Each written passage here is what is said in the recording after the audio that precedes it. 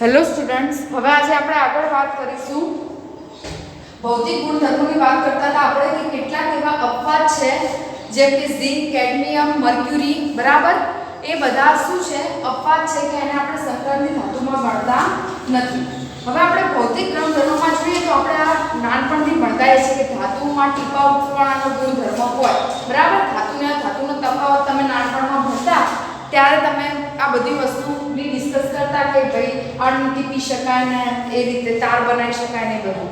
તો સંક્રાંતિ ધાતુ તત્વો જે છે એ વિશિષ્ટ ધાત્વિય ગુણધર્મો ધરાવે છે, જેમ કે ઉચ્ચ તનન પ્રબળતા, તળાવપણું, ટીપાવપણું, ઉચ્ચ ઉષ્મીયતા અને વિદ્યુત વાહકતા અને ચમક. તો આ બધા શું છે ધાતુના ગુણધર્મો છે. પણ કેટલીક અપવાદ છે જેમ કે મર્ક્યુરી, આપણને ખબર છે કે ધાતુ હોવા છતાં પણ ઘન નથી, એ મતલબ સેમી સોલિડ છે, પ્રવાહી સ્વરૂપે છે. તો અહીંયા તમને કાલે આપણે વાત કરી હતી કે તમને આપેલું છે કે કયો જે છે એનું લેટિસ બંધારણ કેવા પ્રકારનું છે, કયા તત્વનું, અને પછી તમને નીચે એક ગ્રાફ આપેલો છે પરમાણ્વીય ક્રમાંક વિરુદ્ધ ગલન બિંદુનો. તો એ ગ્રાફ તમે ધ્યાનથી જુઓ. તમારી જે શ્રેણીઓ છે પ્રાથમિક, દ્વિતીયક, તૃતીયક, એના આધારે તમને એક ગ્રાફ આપેલો છે. પહેલો તમારો જે રેડ ગ્રાફ છે એ mn ઉપર નીચે આવે છે, પછી પાછો ઉપર ચડે છે અને પાછી નીચે આવે છે. આ mn છે, બરાબર. પછી બ્લુ કલરની છે લાઈન, એની અંદર પણ જો પહેલા ઉપર જાય છે ગ્રાફ નોબેલિનિયમ, પછી પાછો નીચે આવે છે ગ્રાફ, ઉપર જાય છે અને પાછો નીચે આવે છે.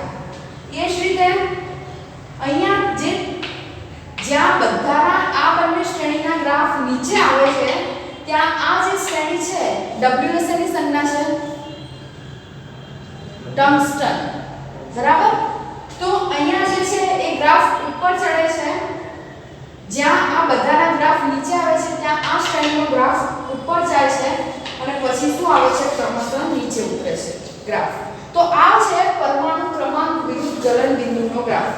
તો તમે આમ જશો એમ પરમાણુ ક્રમાંક વધશે અને આમ જશો એમ ગલન બિંદુ વધશે. આપણે લખ્યું નથી પણ નોર્મલી ગ્રાફ એ રીતે જો 0 થી સ્ટાર્ટ થાય, આ બાજુ પરમાણુ ક્રમાંક વધે ને અહીંયા ગલન બિંદુ વધે. તો સંક્રાંતિ ધાતુઓ અત્યંત કઠણ હોય છે, એને નીચી બાષ્પશીલતા, મતલબ એ ઈઝીલી બાષ્પમાં રૂપાંતર થઈ શકે નહીં. તમારે ઘરને કેટલું બધું ગરમ કરો ત્યારે પોસિબિલિટી છે કે એમાંથી બાષ્પ નીકળે, એટલે બહુ કઠણ વસ્તુ છે, એટલે ઈઝીલી એ બાષ્પમાં રૂપાંતર થશે નહીં, એટલે નીચી બાષ્પશીલતા ધરાવતું હોય છે. તેમના ગલન અને ઉત્કલન બિંદુ ઊંચા હોય છે. ગલન અને ઉત્કલન બિંદુ શું છે, એને ઓગાળવા માટે, ગલન બિંદુ એટલે એને ઓગાળવા માટે તમારે આપવી પડતી ઊર્જા, અને ઉત્કલન બિંદુ એટલે એને ઉકાળવા માટે આપવી પડતી ઊર્જા. તમને ખબર છે કે લોખંડ એવી બધી જે ધાતુઓ હોય, બરાબર, એને તમે ગરમી આપો તો એ ઈઝીલી કંઈ ઉકળવાની કે પીગળવાની છે નહીં. એટલા માટે એને તમારે ઊર્જા કેવી આપવી પડશે, ઊંચી. એટલા માટે એમના ગલન બિંદુ અને ઉત્કલન બિંદુ કેવા હશે, ઊંચા હશે. ઊંચા ગલન બિંદુનું કારણ છે આંતર આણ્વીય ધાત્વીય બંધ. મતલબ આપણે ભણી ચૂક્યા છીએ કે બંધ બહુ બધા પ્રકારના આવે, હાઇડ્રોજન બંધ આવે, ધાત્વીય બંધ આવે, સહસંયોજક બંધ આવે, બરાબર. પણ આપણને વાન્ડરવાલ્સ આવે, એ બધા બળ આવે, એમાંથી અમુક બળ પ્રબળ હોય અને અમુક બળ કેવા હોય, નિર્બળ હોય. તો જેની અંદર અણુઓ એકબીજા સાથે પ્રબળતાથી જોડાયેલા હશે તો એ બંધ પ્રબળ હશે. ઘન, પ્રવાહી અને વાયુની આપણે વાત કરતા હોઈએ તો વાયુની અંદર આંતરઆણ્વીય બળ કેવું છે, નિર્બળ છે. માટે એના અણુઓ આખા ઓરડામાં તમે અગરબત્તી એક જગ્યાએ સળગાવો તો આખા ઓરડામાં એની સ્મેલ જાય છે. એનું રીઝન છે કે એમના જે અણુઓ છે એમના વચ્ચે બહુ બધું અંતર છે. પ્રવાહીની અંદર વહનશીલતાનો ગુણધર્મ છે, કારણ કે એમની વચ્ચે પણ બંધ છે એટલો પ્રબળ છે નહીં. પણ ઘન એનો આકાર ચોક્કસ છે, તમે એને જેવા આકારનું મૂકશો એવા આકારનો ચોક્કસ આકાર ધરાવે છે, કારણ કે એમની વચ્ચેનો બંધ કેવો છે, પ્રબળ છે. તો જેનો વચ્ચેનો બંધ પ્રબળ હશે એને તોડવા માટે ઊર્જા પણ તમારે કેવી આપવી પડશે, વધારે આપવી પડશે, બરાબર છે. તો અહીંયા આપણે વાત કરીએ કે ગલન બિંદુ એનું ઊંચું એટલા માટે છે કારણ કે એની અંદર આંતર પરમાણ્વીય ધાત્વીય બંધ રહે છે. ns ઇલેક્ટ્રોન ઉપરાંત n-1 ડી કક્ષકના વધુ ઇલેક્ટ્રોનની સહભાગિતા. ns આપણે વાત કરી હતી કે n-1 ડી લખવાનું કારણ શું છે, ધારો કે આ હોય તો R 3D કક્ષક હોય છે, એના માટે આપણે ns લખીએ છીએ, તો d માટે શું લખીએ છીએ n-1 d કક્ષક. બરાબર. જેમ આપણે કાલે વાત કરી હતી કે સ્કેનેડિયમ થી ઝિંક સુધીના તત્વોની, તો એ બધાની અંદર 3D કક્ષક સાથે કઈ કક્ષક હતી? 4s કક્ષક હતી. બરાબર. એટલા માટે Mn અને ટેકનેશિયમ Tc, ટેકનેશિયમની વાત કરીએ તો એના અનિયમિત મૂલ્યો સિવાય કોઈપણ હરોળમાં આ ધાતુઓના ગલન બિંદુ d5 ઇલેક્ટ્રોન રચના. આપણે વાત કરી હતી કે d કક્ષકની અંદર મેક્સિમમ કેટલા ઇલેક્ટ્રોન સમાઈ શકે? 10. એની અંદર કેટલા ખાના છે? d માં 5 ખાના છે અને એક ખાનામાં કેટલા ઇલેક્ટ્રોન સમાઈ શકે? 2. એટલે d ની અંદર ટોટલ કેટલા ઇલેક્ટ્રોન સમાય? 10. તો આપણે કાલે જ વાત કરી, મતલબ લાસ્ટ લેક્ચરમાં જ વાત કરી આપણે કે ક્યારે સ્થાયી હોય તત્વ કે અર્ધપૂર્ણ ભરાયેલી કક્ષક હોય અથવા તો પૂર્ણ ભરાયેલી, એટલે d5 હોય અથવા d10 હોય. તો હવે એ સ્થાયી અર્ધપૂર્ણ ભરાયેલીમાં સ્થાયી હોય તો કોઈ પોતે પોતાની સ્થાયીત્વને ખલેલ પહોંચાડે એવું કામ કરશે નહીં, બધાને સ્થાયી થવું હોય. બરાબર. તો એટલા માટે એ તત્વ d5 અવસ્થા છે એમાં ખૂબ જ સ્થાયી છે. તો એને તમે સળી કરો તો એ શું થશે? એટલા ઈઝીલી, મતલબ એટલા નીચા તાપમાન ઉપર એ ઓગળશે કે પીગળશે નહીં, કારણ કે વધારે સ્થાયી છે. પણ જે સ્થાયી નહીં હોય એને તમે ગરમ કરશો તો ઈઝીલી ફટાફટ એ ગરમ થઈ જશે. તો અહીંયા જે d5 ઉપર જવાનું જે ઉત્કલન બિંદુ છે, આ જે ગલન બિંદુનો ગ્રાફ છે એમાં સૌથી અપ જાય છે આ ગ્રાફ. એનું રીઝન જ એ છે કે d5 ઇલેક્ટ્રોન રચનાની અંદર આ સૌથી વધારે સ્થાયી છે, માટે એનું મેક્સિમમ ઉત્કલન બિંદુ છે કે ગલન બિંદુ છે. બરાબર.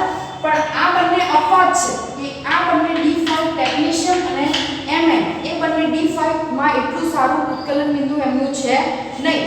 પણ અહીંયા તમે આને જોશો ટંગસ્ટનનું, તો d5 ઉપર એનું બધા ગ્રાફમાં સૌથી હાઈએસ્ટ એનું શું છે ગ્રાફ. આપણને શેના માટે છે કે તમે કમ્પેરિઝન કરી શકો, આની બંનેની કમ્પેરિઝન કરી શકો, ઉપરાંત તમને જેટલા વક્રો આપ્યા છે એ બધાની એકબીજા સાથે તમે કમ્પેરિઝન કરી શકો અને ગ્રાફ તમને બહુ બધી વસ્તુ એક જ સમયે એક જ જગ્યાએ બતાવી શકે એના માટે. બરાબર.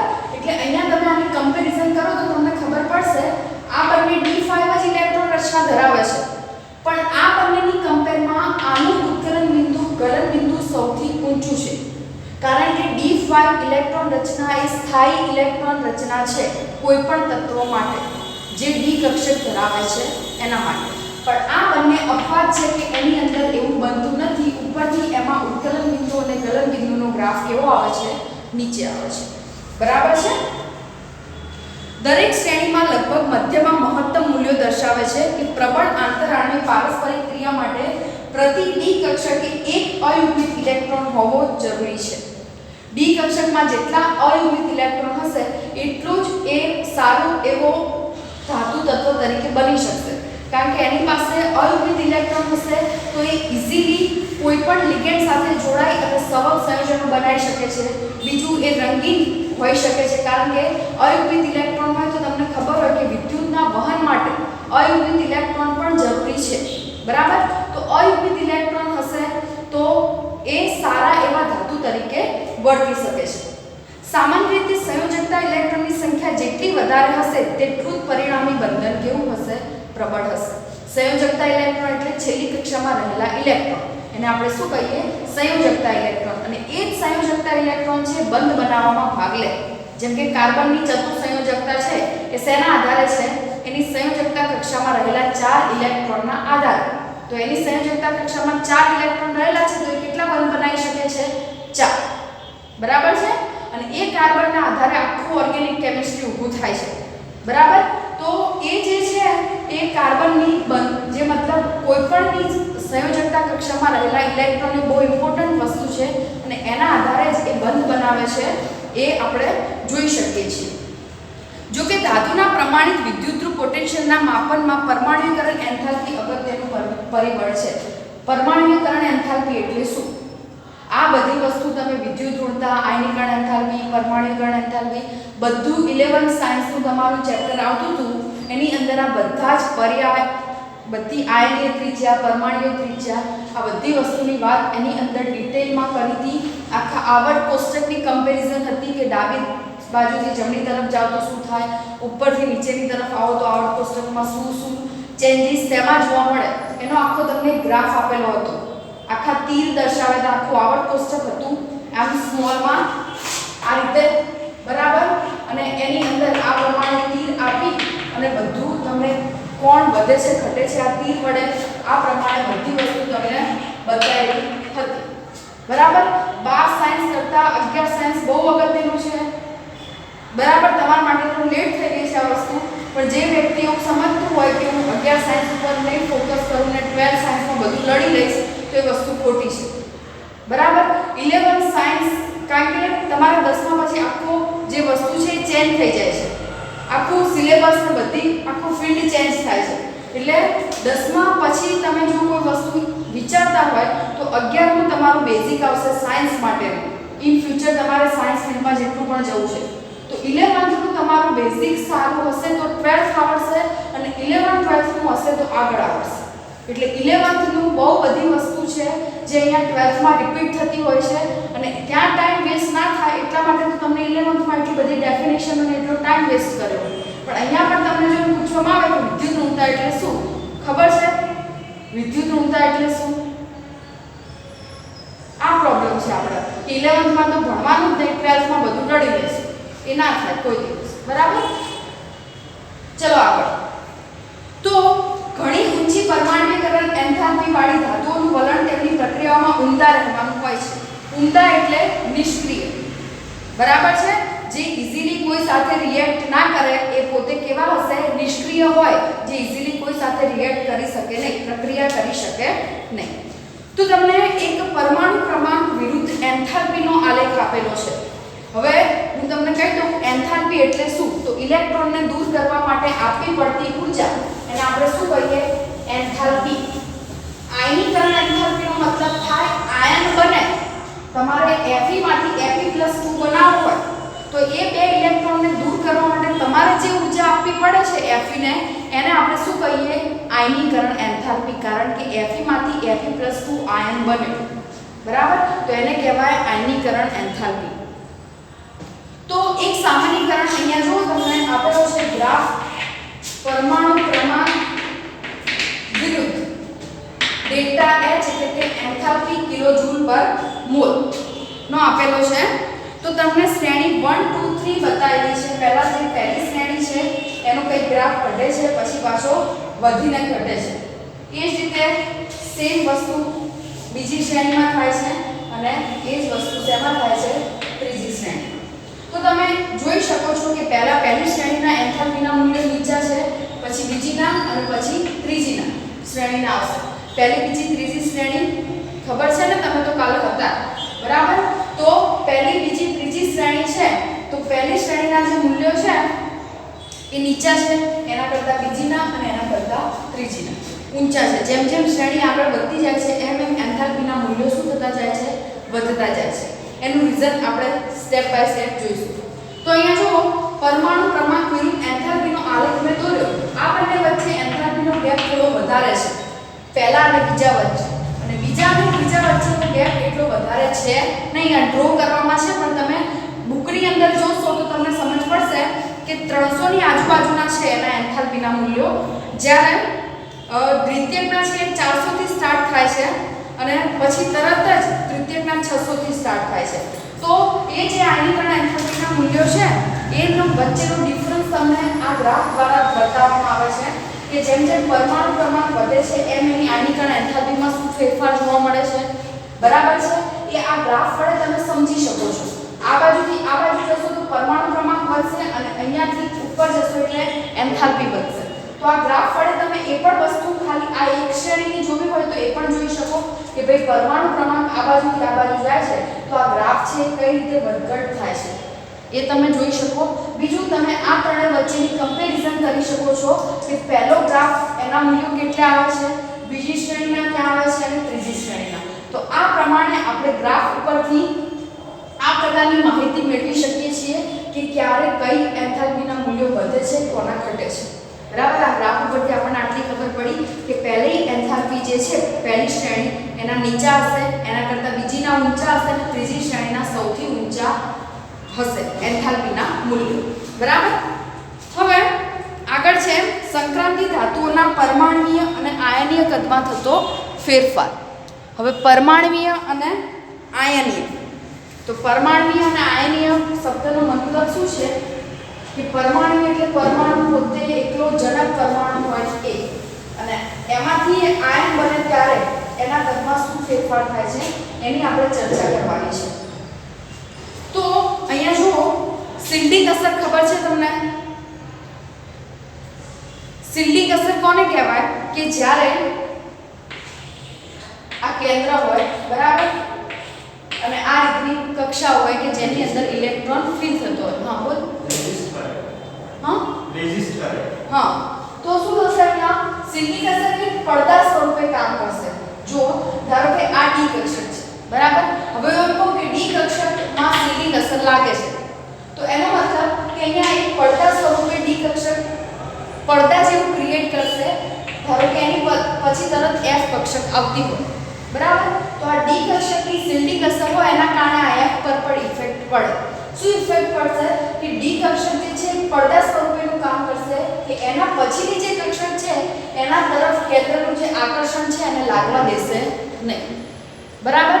તો એના કારણે આ કેન્દ્રથી દૂર રહેશે, અને એ કેન્દ્રથી દૂર રહે તો આ જે ત્રિજ્યા છે, ત્રિજ્યા એટલે તો આપણને ખબર જ છે, બરાબર, આટલો જે ભાગ હોય એને ત્રિજ્યા કહીએ. તો અહીંયા જે આ જે ત્રિજ્યા છે એ વધશે. શિલ્ડિંગ અસર વધારે હોય તો ત્રિજ્યા વધે, અને શિલ્ડિંગ અસર ઓછી હોય તો ત્રિજ્યા ઘટે, અને શિલ્ડિંગ અસર લાગતી જ ના હોય તો પણ ત્રિજ્યા ઘટે. કારણ કે અસરકારક કેન્દ્રીય વીજભાર વધે એટલે શું કરવાનું? ઇલેક્ટ્રોનને પોતાની તરફ આકર્ષે, અને પોતાની તરફ આકર્ષે એટલે પરમાણુ શું થાય? નાનો થાય, અને એના કારણે ત્રિજ્યામાં શું થાય? ઘટાડો થાય, બરાબર. તો અહીંયા વાત કરીએ આપણે તો કે સામાન્ય રીતે શ્રેણીમાં વધતા જતા પરમાણુ ક્રમાંકની સાથે આપણને ખબર છે કે પરમાણુ ક્રમાંક વધે તો પરમાણુ ક્રમાંક શેના ઉપર ડિપેન્ડ હોય? પ્રોટોન અને ઇલેક્ટ્રોનની સંખ્યા પર. તો પરમાણુ ક્રમાંક વધે તો શું થવાનું? ઇલેક્ટ્રોનની સંખ્યા વધવાની, કેન્દ્રીય વીજભાર વધવાનો, એટલે કે પરમાણુ ક્રમાંક વધતાની સાથે સમાન વીજભાર ધરાવતા આયનની ત્રિજ્યામાં ક્રમાનુસાર ઘટાડો થાય છે. અહીંયા શું કીધું છે? પરમાણુ ક્રમાંક વધે એમ ત્રિજ્યા ઘટે છે, ત્રિજ્યા વધતી નથી. આવર્ત કોષ્ટકમાં બે પોસિબિલિટી છે. એક પરમાણુ ક્રમાંક વધે તો ત્રિજ્યા વધે છે, અને એક પરમાણુ ક્રમાંક વધે તો ત્રિજ્યા ઘટે છે. અને કેના આધારે પોસિબલ બને છે? જો તમે ડાબી બાજુથી જમણી તરફ જાઓ ને તો શું થશે? પહેલા s માં ઇલેક્ટ્રોન ભરાશે, પછી b માં ભરાશે, પછી d માં ભરાશે, f માં. આવું થવાનું. એટલે શું થવાના? તમારી જે આ જે કક્ષાઓ છે એ વધવાની. s p d f એટલે ઇલેક્ટ્રોનનું જે ત્રિજ્યા છે એ વધવાની. પણ તમે ઉપરથી નીચે તરફ આવશો તો s કક્ષકના એલિમેન્ટ હોય ને તો ખાલી s માં જ ઇલેક્ટ્રોન ભરાય, એટલે આ એક જ હોય કક્ષા s જ. એટલે પરમાણુ ત્રિજ્યા શું થવાની? ઘટવાની. એટલે ઉપરથી નીચે તરફ આવો તો પરમાણુ ત્રિજ્યા ઘટે, અને ડાબીથી જમણી તરફ જાઓ તો પરમાણુ ત્રિજ્યા વધે. સમજ પડે છે વસ્તુ શું થાય છે? કારણ કે s p d f એમ વધતી જવાની એની જે કક્ષાઓ છે એ. અહીંયા s વિભાગના તત્વો હશે તો ખાલી s માં જ ભરાશે, p વિભાગના તત્વો હશે તો ખાલી p માં જ ભરાશે.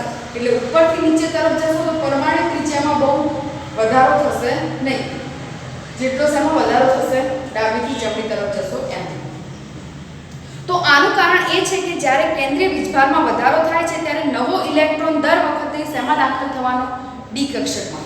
કાલે મેં તમને ઇલેક્ટ્રોન રચના શેના માટે સમજાઈ છે કે ભાઈ તમે સમજી શકો કે દર વખતે ડી માં ઇલેક્ટ્રોન ભરાય છે.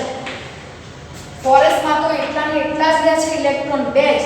દર વખતે નવો દાખલ થતો ઇલેક્ટ્રોન ડી કક્ષકમાં ભરાય છે. એનાથી કેમ ત્રિજ્યા ઘટે છે? તો ક્વોન્ટમ નંબર યાદ આવવો પડે અહીંયા કે n બરાબર 1 હોય તો કેન્દ્રની સૌથી નજીકની કક્ષક હોય. તો 3d અને 4s, તો 3 એટલે n બરાબર 3 અને 4s એટલે n બરાબર 4. n બરાબર 3 એ કેન્દ્રની નજીક હોય. કોની કમ્પેરમાં? n બરાબર 4. એટલે ધારો કે આ 3d હોય અને આ 4s હોય તો 4s માં તો ફિક્સ જ છે, બે ઇલેક્ટ્રોન જ છે. હવે નવો ઇલેક્ટ્રોન જે દાખલ થાય છે ક્યાં દાખલ થાય છે? 3d માં. તો એ તો કેન્દ્રની નજીક છે ને, તો એ કેન્દ્રની નજીક છે એટલે એને આકર્ષણ જલ્દી લાગશે 4s ની કમ્પેરમાં. અને નવો દર વખતે જેટલા ઇલેક્ટ્રોન દાખલ થાય છે d માં જ દાખલ થાય છે, એટલે જેટલા ઇલેક્ટ્રોન વધશે એટલો કેન્દ્રીય વીજભાર પણ વધવાનો, એટલે એ ઇઝીલી જે ડી કક્ષક છે ને પોતાની તરફ શું કરી શકે છે, આકર્ષી શકે છે, માટે એની ત્રિજ્યા છે એ શું થાય છે, ઘટે છે. બરાબર છે. તેથી કેન્દ્રીય વીજભાર અને બાહ્યતમ ઇલેક્ટ્રોન વચ્ચેનો ચોખ્ખો સ્થિર વિદ્યુત આકર્ષણમાં વધારો થાય છે. આ બંને વચ્ચેનું આકર્ષણ શું થશે, વધશે, કારણ કે અંદરની કક્ષકમાં ઉમેરાય છે. લેન્થેનોઇડ સંકોચન સાંભળ્યું હોય તો એ આ પ્રકારની જ એક ઘટના છે. બરાબર, કે એ અંદરની જે કક્ષા છે એમાં ઇલેક્ટ્રોન ભરાય છે બહારમાં ભરાવાના બદલે. એટલે અંદરની કક્ષા હોય કેન્દ્રની વધારે નજીક હોય, જેને ઇઝીલી પ્રોટોન આકર્ષી શકે અને એના કારણે એની ત્રિજ્યામાં શું થઈ જશે, ઘટાડો થઈ જશે. બરાબર, અને જેથી આની ત્રિજ્યામાં ઘટાડો થાય છે. આવું જ વલણ કોઈપણ શ્રેણીમાં પરમાણુ ત્રિજ્યામાં જોવા મળે છે. કોઈપણ શ્રેણી એટલે 3D 4D 5D 6D. બરાબર, જો કે એક શ્રેણીમાં ત્રિજ્યામાં જોવા મળતો આ તફાવત બહુ જ ઓછો છે અને એ પછી બીજી અન્ય શ્રેણીમાં અનુવર્તી તત્વોના પરમાણુ કદ સાથે કરવામાં આવે ત્યારે એક રસપ્રદ મુદ્દો સામે આવે છે. મતલબ કે તમે પહેલી, બીજી, ત્રીજી એ ત્રણેયની કમ્પેરિઝન કરશો તો તમને એક રસપ્રદ વસ્તુ સમજમાં આવશે. નેક્સ્ટ આકૃતિ છે એમાં દર્શાવેલું છે, હું દોરીને સમજાવું છું.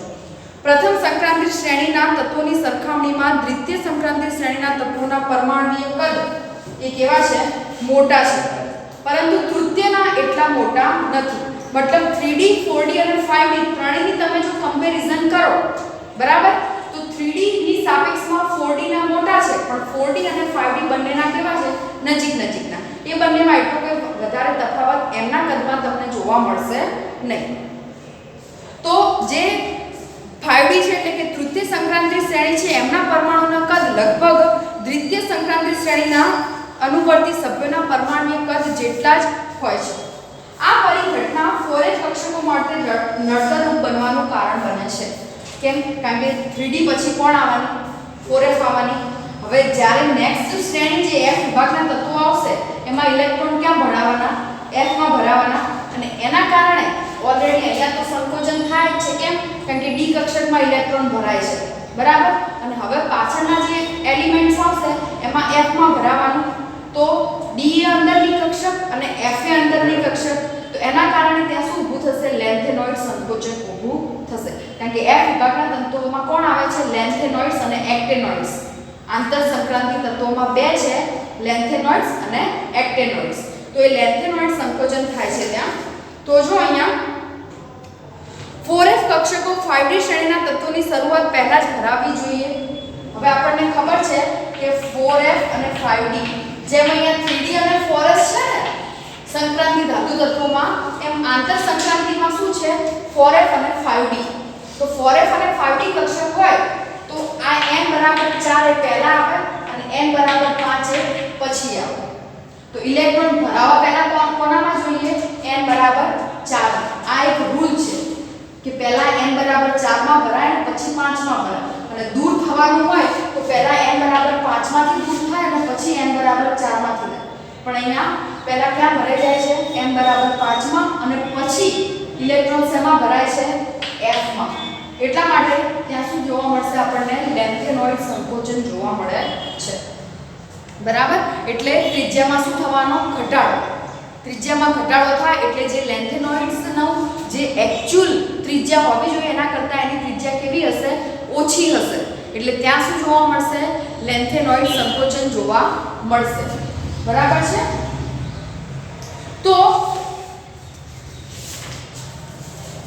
એ જે ઘટના છે કે જે ઇલેક્ટ્રોન n બરાબર 5 માં ભરાવાના બદલે પહેલા n બરાબર 4 માં ભરાય છે, એટલે શું થવાનું કે કેન્દ્ર પ્રત્યેનું આનું આકર્ષણ વધારે થવાનું, એના કારણે એની જે ત્રિજ્યા છે એમાં શું થશે, ઘટાડો થશે, અને એટલા માટે ત્યાં લેન્થેનોઇડ સંકોચન જોવા મળે છે. પરમાણુ ક્રમાંક વધવાની સાથે પરમાણુ કદમાં થતા અપેક્ષિત વધારા માટે આવશ્યક તે ક્ષતિપૂર્તિ કરે છે.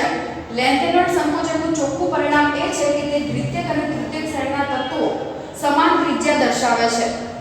લેન્થેનોઇડ અને એક્ટેનોઇડ્સની વાત કરતા હોઈએ અને આપણે આ પ્રાથમિક દ્વિતીયક તૃતીયક શ્રેણીની વાત કરતા હોઈએ તો દ્વિતીયક તૃતીયક શ્રેણી પછી તરત લેન્થેનોઇડ્સ આવશે, કારણ કે f વિભાગના તત્વો આવશે d પછી. બરાબર, તો શું થશે, એમની ત્રિજ્યામાં ઘટાડો હશે એટલે પાછળ ને પાછળ લેન્થેનોઇડ્સની ત્રિજ્યામાં પણ શું થવાનો, ઘટાડો, અને પછી એ બધાની ત્રિજ્યાઓ વચ્ચે કોઈ ખાસ ફેર રહેશે નહીં, એટલે એમના ગુણધર્મો પણ કેવા હશે, થોડા થોડા એક જેવા હશે.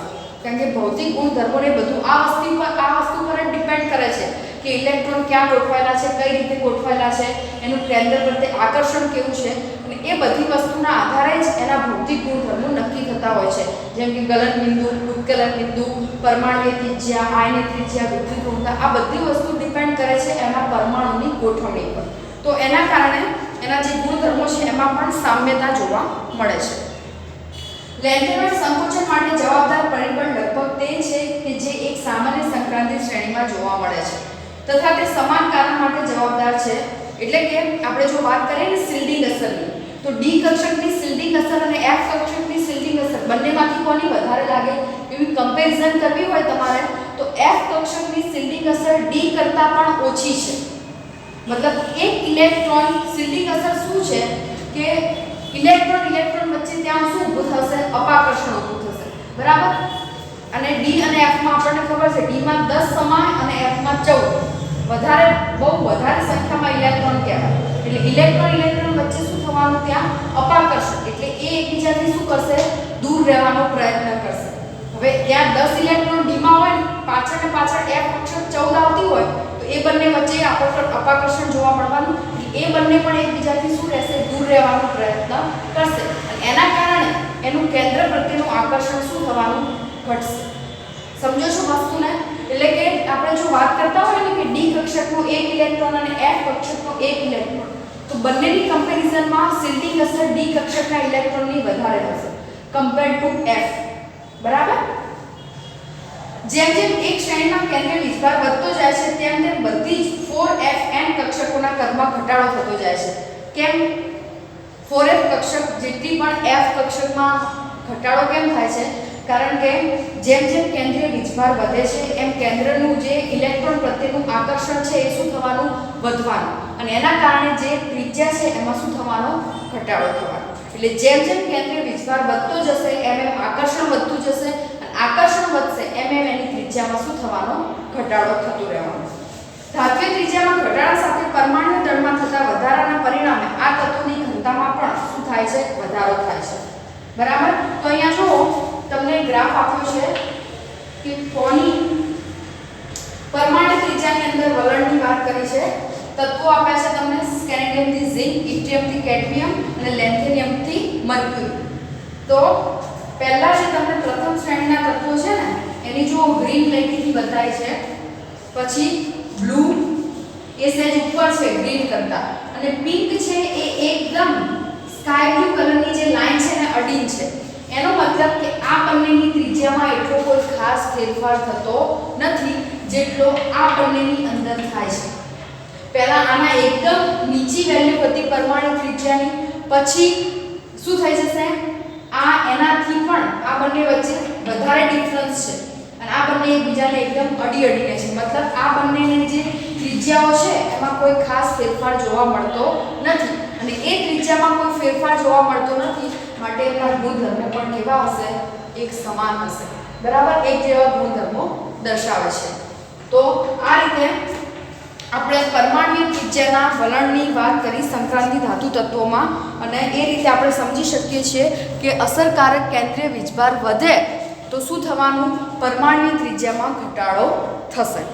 આટલું રાખીશું આપણે, બીજું આપણે નેક્સ્ટ લેક્ચરમાં વાત કરીશું.